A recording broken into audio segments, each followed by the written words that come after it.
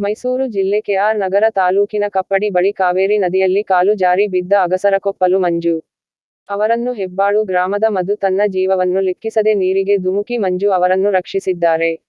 ಮಧು ಅವರಿಗೆ ಸಾರ್ವಜನಿಕರಿಂದ ಮೆಚ್ಚುಗೆ ವ್ಯಕ್ತಪಡಿಸಿದ್ದಾರೆ. News public CCTV Mysuru. ವರದಿ ಮಹದೇವ್ ಸಿಸಿ ಬೇರ್ಯ.